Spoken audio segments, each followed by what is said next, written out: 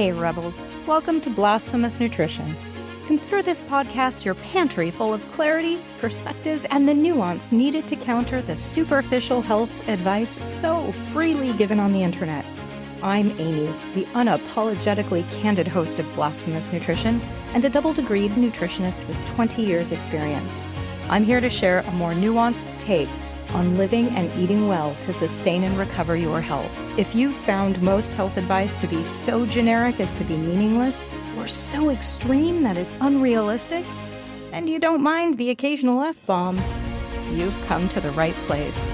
From dissecting the latest nutrition trends to breaking down published research and sharing my own clinical experiences, I'm on a mission to foster clarity amidst all the confusion and empower you to have the health you need to live a life you love. Now let's get started.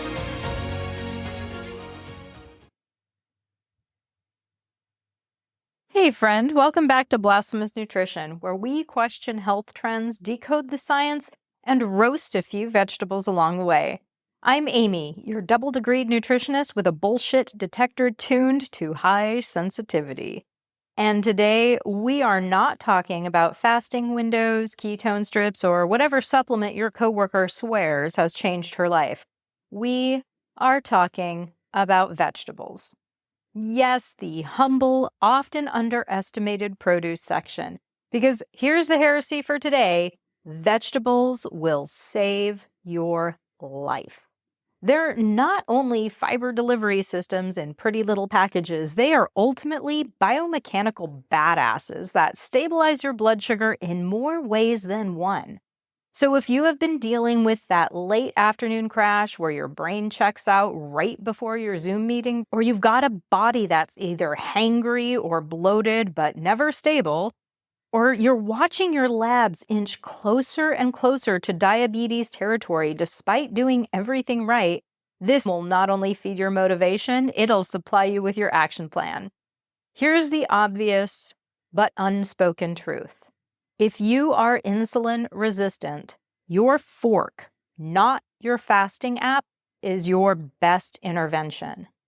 Vegetables impact blood sugar through multiple metabolic levers, not just fiber. We're talking about bitter compounds that stimulate bile and glucose uptake, minerals like magnesium that literally help insulin do its job, phytonutrients that reduce inflammation and directly support glucose transport, and yes, fiber that feeds your gut and slows down that glucose rush. But none of this requires setting your standard to a saintly eating habit or buying a food scale, or, heaven forbid, eating only salads that look good on Instagram. The bar to strive for is not perfection. The bar is, did you eat vegetables today? I want to start with what you've probably heard before: fiber. Fiber helps stabilize our blood sugar. But that's not the whole story. If you've ever tried to eat more fiber by choking down a tablespoon of Metamucil and hoping for metabolic miracles, you already know it's not any kind of magic fix. There are two kinds of fiber: soluble fiber and insoluble fiber. Soluble fiber is what you'll find in chia seeds, oats, beans, asparagus, and Brussels sprouts. It creates a gel in your gut. That gel slows down how fast glucose gets absorbed after a meal. And slower absorption means less of a spike and less of a crash, resulting in even fewer frustrating moments of asking yourself, why am I hungry again? I just ate. Insoluble fiber is found in veggies like broccoli, cauliflower, kale, carrots.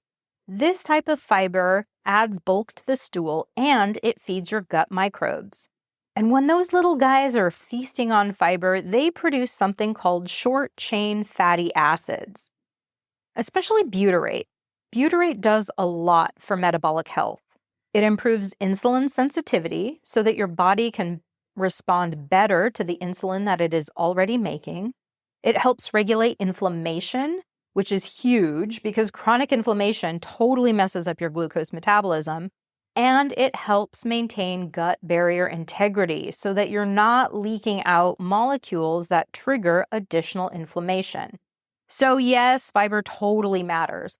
I talk about this more in depth in episode 53, The Fast and the Fibrous, which I will link to in the show notes. But fiber is not the only reason that vegetables are metabolic powerhouses. That fiber comes with an all-star cast of co-pilots. Multiple minerals which activate enzymes, bitter compounds that talk to your liver, and phytochemicals that cool inflammation while helping insulin function properly. So this is why grilled asparagus or a salad hits differently than a fiber supplement. Fiber is not the sole star of the show, it's simply part of the cast.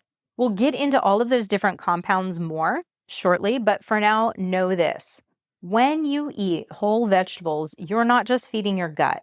You're feeding a multifaceted metabolic support team that works in concert. I want to start by talking about minerals. Because if you are stressed or underslept and you're trying to manage your blood sugar, these little micronutrients will do much more for your metabolism than your tracking app ever will. Take magnesium. Magnesium is found in spinach, Swiss chard, pumpkin seeds, black beans. These are magnesium gold mines. And magnesium is essential for insulin sensitivity. It helps insulin unlock the cell so that glucose can actually be delivered into the cell and used for energy instead of floating around causing trouble. And when your magnesium levels are low, that lock and key mechanism gets a little janky. Your body will still make insulin, but the cells stop listening. This is called insulin resistance. And this is one way that insulin resistance builds over time, slowly, subtly, and silently.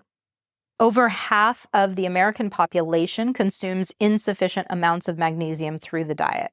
Actual deficiency estimations are super difficult to determine because there's no rapid, cost-effective way to measure a whole body magnesium. Our body prioritizes magnesium in the blood, so you can actually be deficient in magnesium, but it wouldn't necessarily show up in labs. Nor does it mean that there is enough to meet the demand of insulin, even though it's present in the blood in an adequate amount. Why is our diet so magnesium deficient? Well, as a nation in general, we don't regularly consume enough magnesium-rich foods, especially those of us who tend to shy away from eating dark leafy greens. The overprocessing of whole grains and other foods also removes magnesium from the diet. So, dietary patterns that consist largely of processed foods or is low in leafy greens tends to also be magnesium deficient. The current recommended daily allowance for magnesium is 310 to 420 milligrams per day for adults, and it is higher in pregnant women. But the standard American diet contains only 50 to 80% of that amount. Additionally, magnesium levels in our topsoil have fallen due to depletion, erosion, and the pervasiveness of monocropping. By some estimates, the magnesium content in various foods that we consume has declined by 25 to 80% when compared to levels that were measured before 1950. So our grandparents consumed foods that contained a lot more magnesium than the same foods that we consume today. Additionally, they also enjoyed more magnesium in their drinking water because magnesium has largely been removed from most municipal water sources. Next, I want to talk about potassium. Potassium is found in potato skins, dried apricots, lentils, beet greens, and other leafy green veggies. Potassium helps regulate blood pressure and glucose transport. It's kind of like a traffic controller, keeping glucose sugars moving to the right places instead of lingering in the bloodstream. Potassium is stored inside the fluid of our cells, but it goes out into the bloodstream as glucose levels rise, thus facilitating the role of insulin to get glucose, as well as that potassium, back into the cell. When potassium levels are low, less insulin is released from the pancreas, and this can lead to a buildup of glucose in the bloodstream. And when someone is already insulin resistant, those chronic high levels of insulin can actually inhibit potassium from leaving the cell and getting into the bloodstream in the first place, leading to perpetually low potassium in the blood that only makes it harder for glucose itself to get into the cell. Potassium is not a magic bullet for diabetes, but it is a missing piece in many metabolic dysfunction puzzles. Your banana's not enough, and ironically, bananas are not the best potassium source anyway. What we all need is more consistent potassium-rich whole foods in order to support healthy glucose metabolism. Now, I would be remiss to leave out zinc and chromium. These minerals are cofactors, basically like a behind-the-scenes tech crew that helps keep your metabolism functioning. Without zinc, there's no proper insulin release. Without chromium, stable glucose handling doesn't happen very well. It's not sexy, but these minerals basically keep the machinery humming. Insulin is stored in the pancreas in these structures that are held together by zinc. So without adequate zinc, these storage sites become compromised and insulin cannot be stored or released as effectively. Zinc also plays a role in allowing insulin to attach to the cell receptor and release glucose into the cell. So low zinc levels will inhibit the ability of your cells to receive the glucose. Without zinc, your insulin can't work well, your pancreas struggles, and glucose can't get where it needs to go. Zinc is especially rich in oysters, mussels, beef, crab, and pumpkin seeds. And these are the foods that I tend to focus on for zinc repletion in clients who show signs of low zinc or who are at risk, such as those who consume a lot of alcohol, people who have digestive disorders, pregnant women, and vegetarians. Because of its role in immune health, zinc insufficiency or deficiency will often show up in low immune status, chronically getting all the colds and flus that go around, as well as a lack of wound healing, but these are not, by any indication, the sole signs of low zinc status. Plants richest in zinc are mushrooms, peas, spinach, and asparagus, but zinc from animal foods is better absorbed than zinc in plants. So an exclusively plant-based diet, like a vegan diet, does put one at high risk for zinc deficiency. So while I'm all about veggies, and this episode is also all about veggies, too much of a good thing is still too damn much. Chromium is another mineral similar to zinc that is not especially rich in the vegetable kingdom, but is especially helpful for glucose regulation. Chromium helps your body use insulin efficiently, reducing the need for high insulin output, and it also supports stable glucose levels. It does this by enhancing the ability of the insulin receptor on the cell to receiving glucose, much like zinc, making glucose uptake more efficient. Chromium supplementation does improve fasting glucose levels in many people who have elevated glucose. So those studies support the idea that chromium deficiency can play a role in glucose regulation. However, supplementing with chromium alone does not lead to reliable results in research. This could be due to the type of chromium offered or the very fact that not everyone who has glucose issues is chromium deficient. Existing research shows that the most promise with chromium lies in those who may be deficient, as well as those who are specifically insulin resistant. Chromium is found in beef, ham, grape juice, and brewer's yeast in the higher concentrations. While chromium content in plants vary widely because of variations in soil mineral content, lab analyses do suggest that broccoli, green beans, and potatoes with the skins offer the most reliable, significant amounts. It's funny that I'm even talking about this because our actual chromium needs are still largely unknown.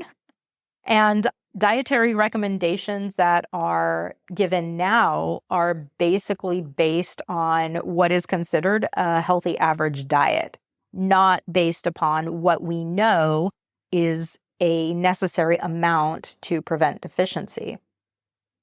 Chromium supplementation is not something that I generally advise, as there's not enough research to know about what an appropriate amount is in the first place, nor is there sufficient research about any potential interactions with medications. There have been a couple of case studies published showing that chromium supplementation can lead to kidney issues. And that's another really big reason why I don't just recommend supplementing to potentially lower your glucose levels. The big takeaway for chromium is knowing that it can play a role and it may be a nutrient of concern for you if you have insulin resistance. So eat your broccoli.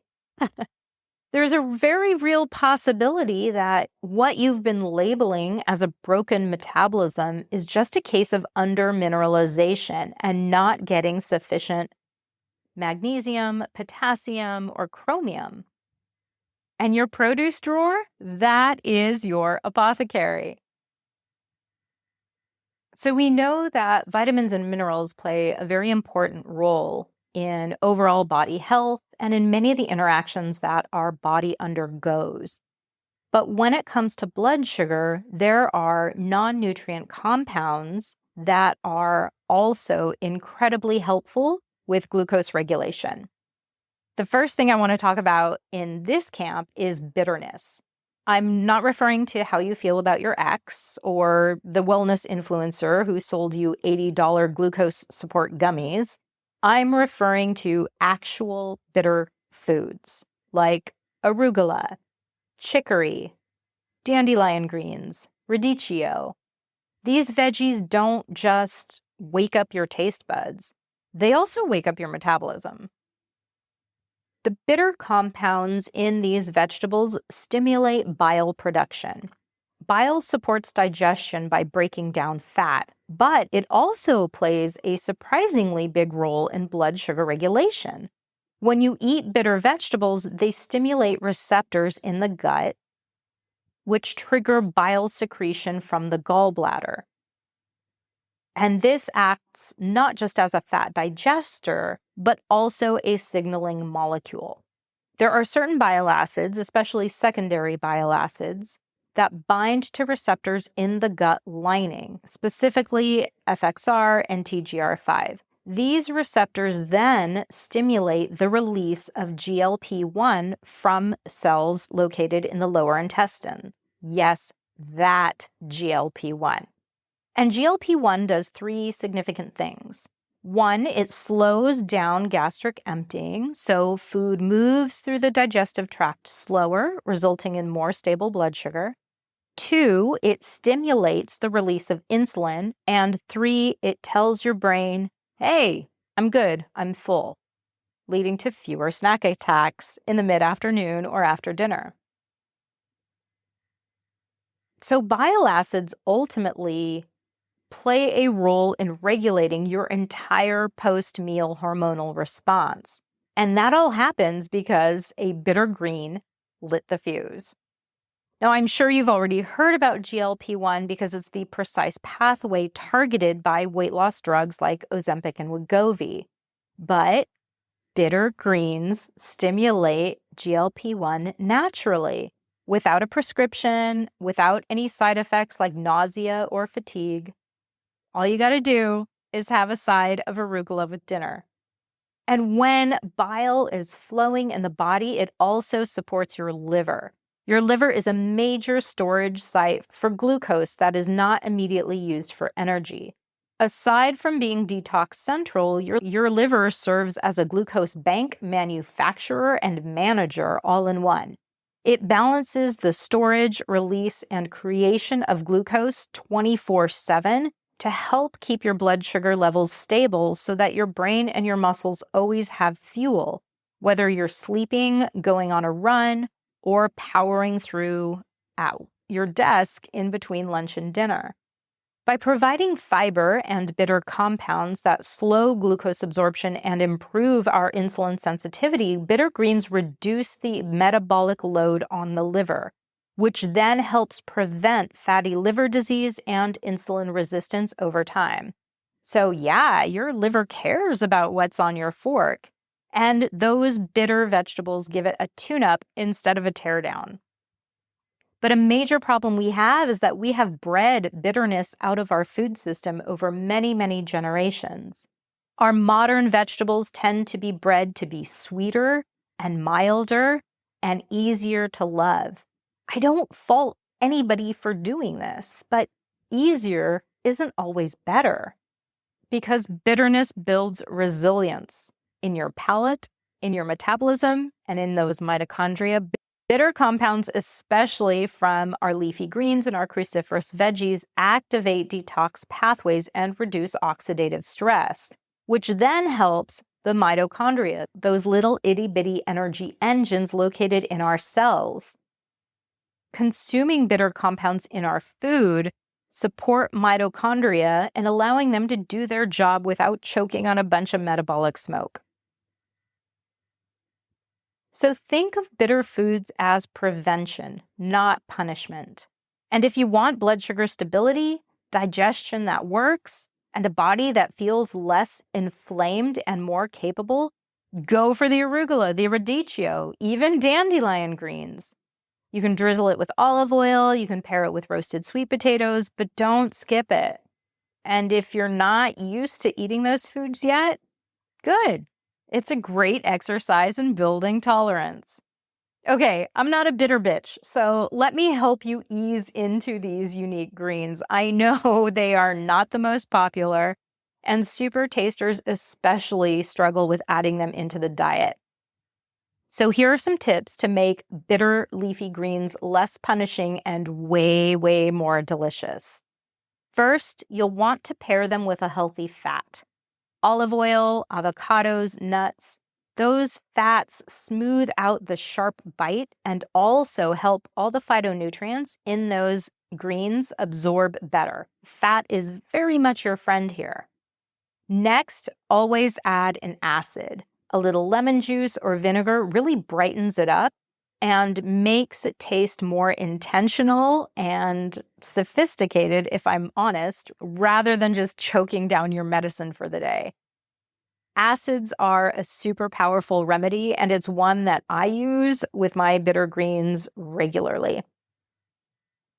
Balancing with sweetness also helps a lot. Think roasted root veggies like carrots or yams, a few pomegranate seeds, or even adding thinly sliced apple or citrus in your salad.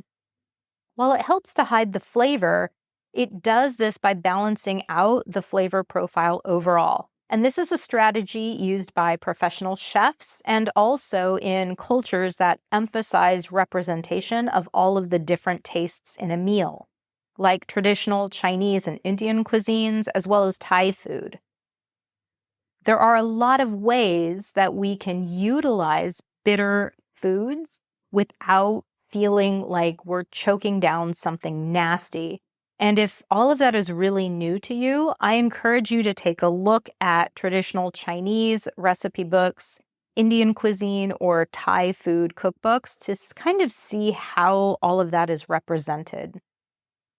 You can use ChatGPT to source bitter vegetables that you may want to include in your diet and then have it create recipes that incorporate some of these tips to reduce the strength of bitterness on your palate so that you can get all of the benefit of those bitter greens without suffering through your meal.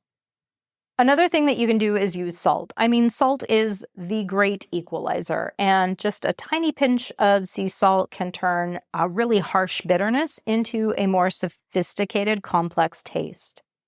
Roasting or sautéing your bitter greens also helps quite a bit because that heat will tame the bitter edges and bring out some of the few but present natural sugars in these leafy greens. Roasted radicchio or sauteed dandelion greens with a little garlic and olive oil, and then toss in a handful of roasted yam cubes. Ah, chef's kiss. Okay, so I've covered fiber, minerals, and bitters, and next I want to touch upon the stealth warriors hiding in all of your vegetables and fruits: polyphenols, flavonoids, and antioxidants. I have also discussed these in detail in episode 55. Protecting your brain means protecting your heart. So I'm just going to touch briefly upon them today as it relates specifically to glucose regulation. So here's how these same phytonutrients that protect your heart, your vascular system, and your brain also up your glucose game. First, they slow down our body's carbohydrate breakdown. Certain flavonoids like quercetin, which you'll find in onions and kale, camphorol, which is found in broccoli and spinach, and catechins in green tea, inhibit carb-digesting enzymes called alpha-glucosidase and alpha-amylase. These are enzymes that break down our carbohydrates into glucose. So when we slow them down, we turn a sugar tsunami into a slow drip.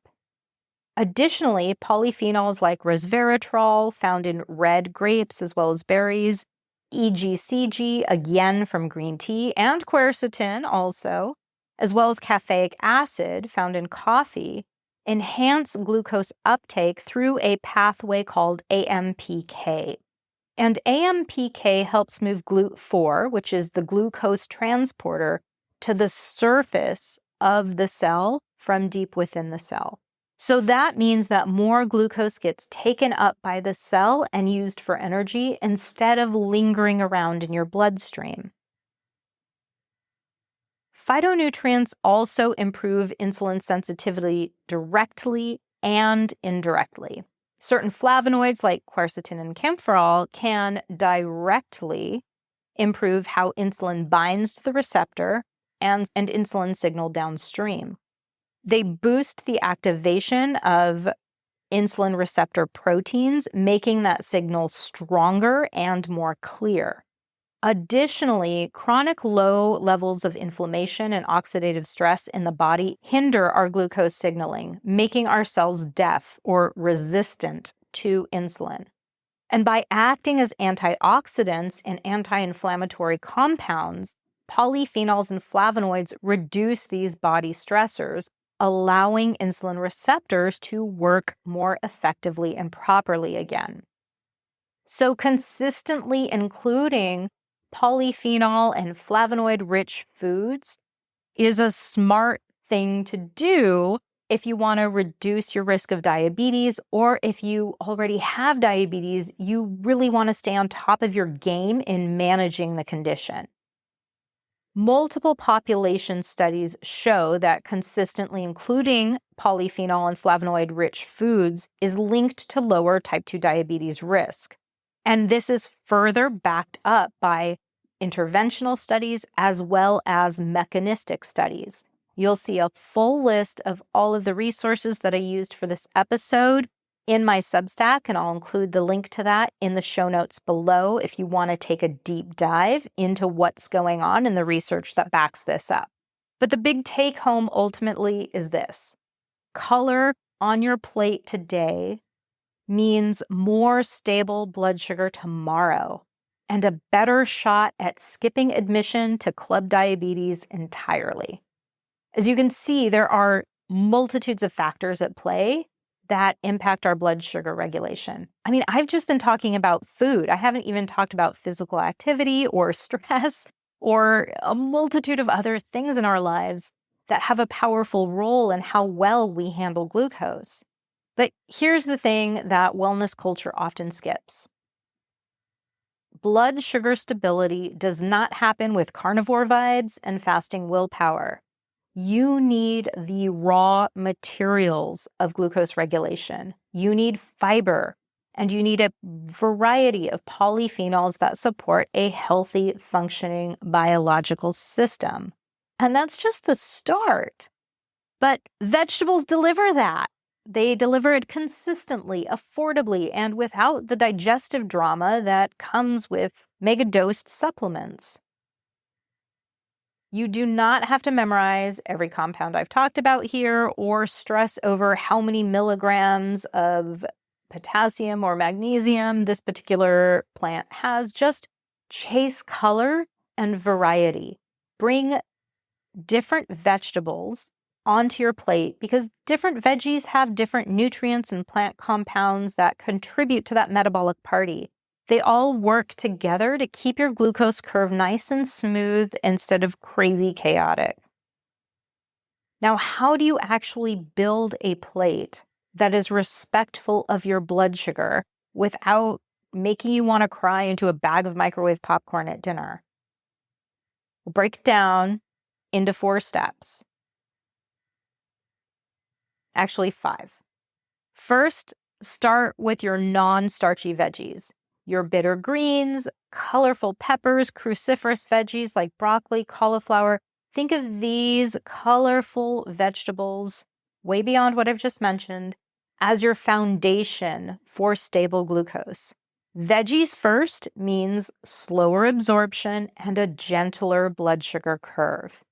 Step 2, add your protein anchor. Chicken, fish, tofu, eggs, seafood, beans, whatever works for you and your goals. Protein keeps you full, and it helps prevent the rummaging through the cupboards that happens an hour later if you only eat vegetables at the sacrifice of everything else. Plus, depending on the protein source you choose, you'll get a good dose of minerals like zinc and chromium that help support insulin sensitivity. Step 3, include healthy fats. Think olive oil, avocado, a wide variety of nuts and seeds. These fat sources help you feel satisfied and slow down carb digestion even more. Plus, they tone down the notes of bitterness in some of those veggies. Olive oil also deserves a key mention because it too is quite rich in polyphenols. Step 4, layer in your color. Aim for at least 2 to 3 different colors on your plate. Each color brings different polyphenols and flavonoids to the table. Don't stress out about creating some kind of artistic palette that includes 5 or 6 colors. Just stop settling for beige. I know that right now, neutral tones and beige especially is all the rage on the fashion runway, but it should never, ever, ever be trending on your plate.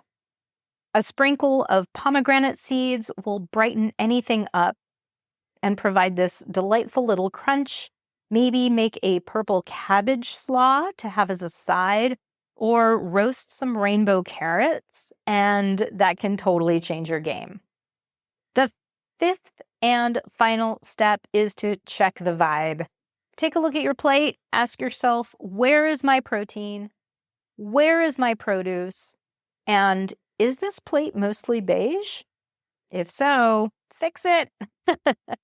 You don't have to nail this perfectly at every meal, okay? Just trend in this general direction more often than not. Remember, the bar is not perfection. The bar is, did you eat a vegetable today? Meal prep is the scaffolding for your health, and your cutting board is like your altar. You want to roast, chop, and season your food like your energy depends on it, because it actually does. This is how you build real metabolic resilience, meal by meal.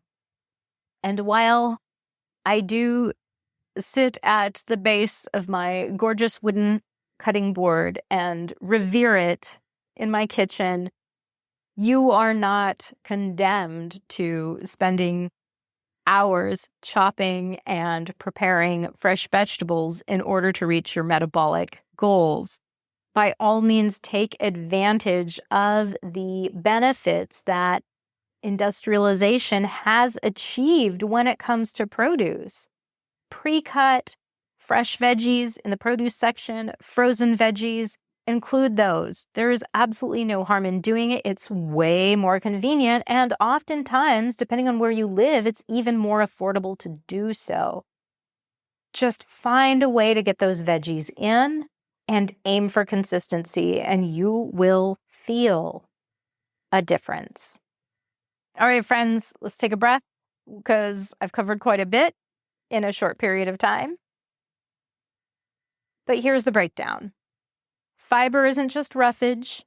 It blunts those glucose spikes and supports a healthy gut microbiome, providing a lot of butyrate that leads to overall gut health and improved glucose tolerance. Bitter greens aren't penance. They stimulate GLP-1 and they help the liver in its own role of glucose regulation. Our phytonutrients, our polyphenols, flavonoids, antioxidants, these are keeping your blood sugar in check and your mitochondria happy and humming.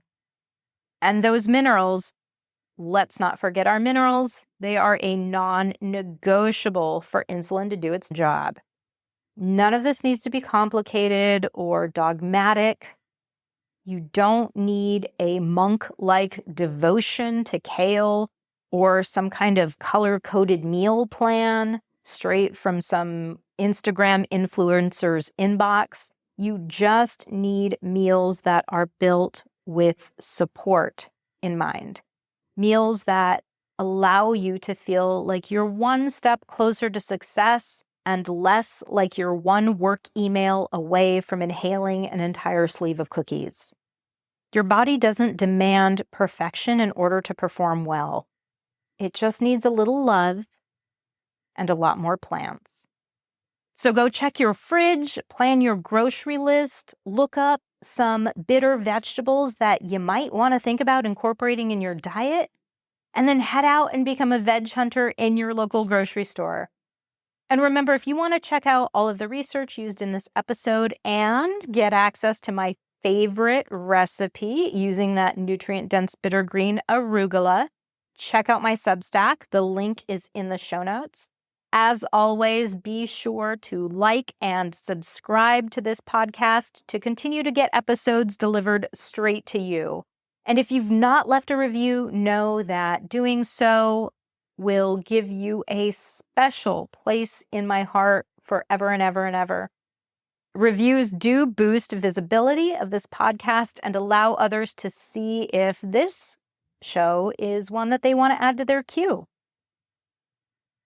All right, folks, as always, stay salty, stay curious, and I will see you next time. Any and all information shared here is for educational and entertainment purposes only and is not to be misconstrued as offering medical advice. Listening to this podcast does not constitute a provider-client relationship. Note, I'm not a doctor nor a nurse, and it is imperative that you utilize your brain and your medical team to make the best decisions for your own health. The use of information on this podcast or materials linked to this podcast are at the user's own risk. No information nor resources provided are intended to be a substitute for professional medical advice, diagnosis, or treatment. Be a smart human and do not disregard or postpone obtaining medical advice for any medical condition you may have. Seek the assistance of your healthcare team for any such conditions and always do so before making any changes to your medical, nutrition, or health plan.